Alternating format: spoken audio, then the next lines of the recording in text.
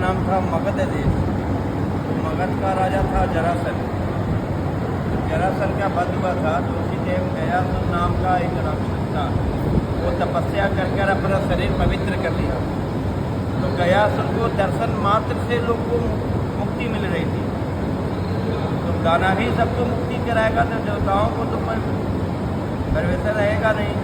तो भगवान विष्णु आए पृथ्वी पर और गयासुर के पास में गए और गयासुर से पूछे कि गयासुर ये पहले बताओ कि सबसे पवित्र स्थान कौन सा है पृथ्वी पर। तो गयासुर बोला कि हमसे पवित्र तो कुछ भी नहीं है। तो ठीक है, तुम अपना शरीर यज्ञ करने के लिए मुझको दो। गयासुर बोला कि ठीक है, मैं अपना शरीर यज्ञ करने के लिए मैं दूंगा, परंतु आप हमें 3 वरदान देंगे। पहला वरदान क्या है? तो हमारे नाम से तीर्थ होना चाहिए, तो गयासुर का नाम से गया जी। दूसरा, प्रतिदिन यहाँ पिंडदान होना चाहिए। तीसरा, जो श्मशान होना चाहिए तो भगवान विष्णु के नारायण के नाम पर होना चाहिए, तो यहाँ विष्णु श्मशान बोला जाता है। तो गयासुर लेट गया। लेटने के बाद में गयासुर का 5 कोष के अंदर में पूरा शरीर हो गया। पंचकोशम गया चित्रम कोशमेकम गया सिर उदरे संगोत्राणी कुलमेकम गया सिर। गया ही में पाँव रखने से पितरों का आशा जाता है कि हमारा वंश का, हमारा गोत्र का, हमारा कुलमे का कोई भी गया जी में आया है तो हमारे नाम से जल पिंडदान अवश्य करेगा। तो ब्रह्मा की पुत्री थी धर्म रुचि, उनको श्राप मिलने से शिला बन गई। वही धर्मशिला पर्वत उठाकर भगवान विष्णु ने गयासुर के छाती के ऊपर रखे और अपने दाएं पाँव से दबाएँ और बोले कि जो भी जल पिंडदान होगा हमारे पाँव के अनुसार ही तुम पर मिलेगा। पहला हमारा पाँव पर चढ़ेगा, समस्त पितरों की स्वर्ग प्राप्ति हो जाएगी, उसके बाद ही मिलेगा, डायरेक्ट नहीं मिलेगा। तो ये गयासुर का नाम से गया जी बना। तो ये मंदिर को जीर्णोद्धार करवाए थे महारानी अहिल्याबाई ने, इंदौर के रानी ने। ये मंदिर के ऊपर में सामान सोने का ध्वजा और कलश है।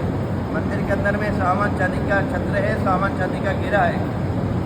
और जब 14 वर्ष का वनवास हुआ था रामचंद्र जी का, तो लौटते समय में गया जी आगे थे।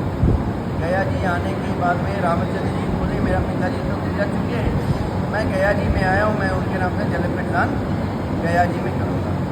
तो नदी उस पार चली गई। सीता जी, रामचंद्र जी और लक्ष्मण जी। रामचंद्र जी और लक्ष्मण जी ब्राह्मण को निमंत्रण देने के लिए निकल पड़े। उनको आने में विलम्ब हो गया तो उसी टाइम आकाशवाणी हुआ। तो सीता माता गंगा जी में पूजा कर रही थी नदी में, तो एक हाथ निकला। तो सीता माता बोली आप कौन है? तो राजा दशरथ जी बोले मुझे पिंडदान चाहिए। तो सीता माता बोली मेरा तो अधिकार है नहीं, आपका बेटे आएंगे तो पिंडदान देंगे। तो राजा दशरथ जी बोले मेरे पास समय नहीं, तुम मेरे गोत्र में आ चुकी हो, तुम्हारा भी अधिकार है पिंडदान देने का। तो यहाँ लेडीज भी करते हैं पिंडदान। तो सीता माता बोले मेरे पास सामग्री नहीं, मैं क्या जिसका पिंडदान दूँ? जिस नदी का तुम पूजन कर रही हो वही नदी का रेत निकाल कर मुझे पिंड बनाकर दे दोगे तो मुझे मोक्ष हो जाएगा। सीता माता बोले आप तो चले जाएंगे तो मैं क्या साक्षी रखूँगा? तो प्रथम साक्षी में फल्गु नदी, दूसरा गौ माता, तीसरा तुलसी के पौधे, चौथा घाट वाले ब्राह्मण, पाँचवां बड़का झाड़ वृक्षवटी। ये 5 को साक्षी रखकर माता सीता ने गया जी में पिंडदान लगा दी। रामचंद्र जी आए, समय पितरों का नाम से पिंडदान देने लगे। समय पितरों का हाथ निकला, बाकी राजा दशरथ जी का हाथ नहीं निकला। तो रामचंद्र जी बोले पिताजी पिंड को ग्रहण क्यों नहीं कर रहे? तो सीता माता बोली मैं तो पिंडदान दे चुकी हूँ, क्या साक्षी है? तो रामचंद्र जी पहला नदी से पूछे कि नदी माता ये बताओ कि गया जी में माता सीता ने पिंडदान की, सीता जी ने? तो नदी माता ने झूठ बोल दिया कि मैंने नहीं देखा। नदी माता को श्राप मिल गया, तुम अंतरवाहिनी रहोगी, बारिश के समय ही पानी आती, बाकी दिन सूखी रहती, ये अंदर अंदर बहती है। और थोड़े सा भी रेत हटा देंगे, खन देंगे तो पानी नहीं आता। दूसरा गौ माता से पूछी, गौ माता ने भी झूठ बोल दिया कि मैंने नहीं देखा। गौ माता को श्राप मिल गया, कलयुग में तुम निष्ठा खाओगी, गंदगी खाओगी, तेरी मुँह शुद्ध नहीं रहेगी, पूछ की पूजा होगी। गौदान वगैरह भी करते तो पूछ में करके। तीसरा तुलसी के पौधों ने भी झूठ बोल दिया था कि सीता जी ने यहाँ पिंडदान नहीं किया था। तुलसी माता को भी श्राप मिल गया, तुम गंदगी जगह पर पैदा लेगी, अब भगवान विष्णु के पाँव पर जो चढ़ोगी।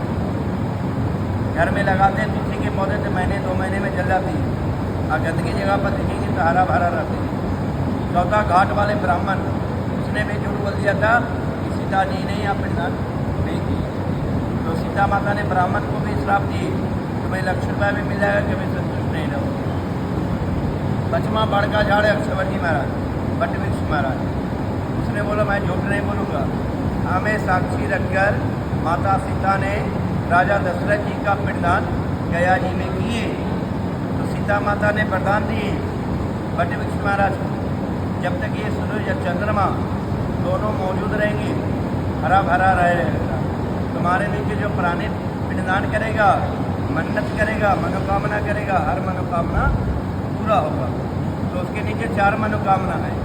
जिनके पास धन नहीं धन, जिनके पास नाती पोता संतान नहीं संतान, अपने लिए भक्ति और पितरों के लिए मुक्ति, ये मांगा जाता है। 4 में से एक मांगा जाता है और एक खाने वाला फल को त्यागा जाता है। वो फल कभी भी खाया नहीं जाता। ये गया जी का कथा है। हाँ, एक फल, वो भी एक फल।